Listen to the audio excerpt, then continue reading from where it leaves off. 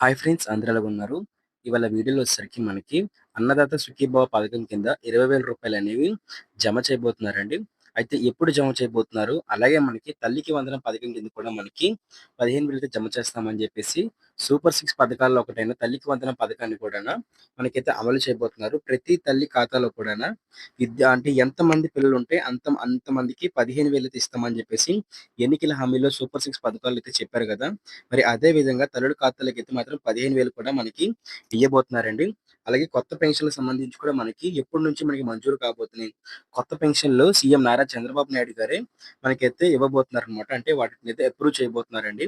ఆ రోజు నుంచి కూడా మనకి కొత్త పెన్షన్‌లకు సంబంధించి దరఖాస్తు చేసుకున్న వాళ్ళకైతే కొత్త పెన్షన్‌లు ఇవ్వడం జరుగుతుందనమాట. అయితే దానికి సంబంధించి పూర్తి వివరాలన్నీ కూడా ఈ వీడియోలో మీకు చెప్తాను. సో, ప్రతి ఒక్కరు కూడా మనకి ఏపీ రాష్ట్ర ప్రభుత్వం సంబంధించి ప్రతి పథకానికి సంబంధించి సమాచారం కోసం అందరూ కూడా ప్లీజ్ సబ్స్క్రైబ్ చేసుకోండి. సబ్స్క్రైబ్ చేసి పక్కనే కనిపిస్తున్న గంట సింబల్‌ని క్లిక్ చేసి ఆల్ అయితే పెట్టుకోండి. ఇక లేట్ చేయకుండా టాపిక్‌లోకి వెళ్ళిపోదాం. అయితే ఇక్కడ చూసారు కదండీ! ఏపీ రాష్ట్ర ప్రభుత్వం వచ్చేసరికి మనకి ఎన్నికల జరిగి పాలనలోకొచ్చిన సంవత్సరం పూర్తవుతుండగా జూన్ 12వ తారీఖున మనకి తల్లికి వందనం పథకం కింద 15,000 అయితే ఇవ్వబోతున్నారండి. అలాగే అన్నదాత సుఖీభవ పథకం కింద మనకి అదే జూన్ 11వ తారీఖు 12వ తారీఖునే మనకి వాటికి సంబంధించి తల్లికి వందనం యొక్క నిధులను రిలీజ్ చేయబోతున్నారు. అలాగే అన్నదాత సుఖీభవ పథకానికి సంబంధించి 3 విడతలుగా అయితే మనకి అమౌంట్ అనేది జమ చేయడం జరుగుతుందని చెప్పేసి వాళ్ళు చెప్పడం జరిగిందనమాట.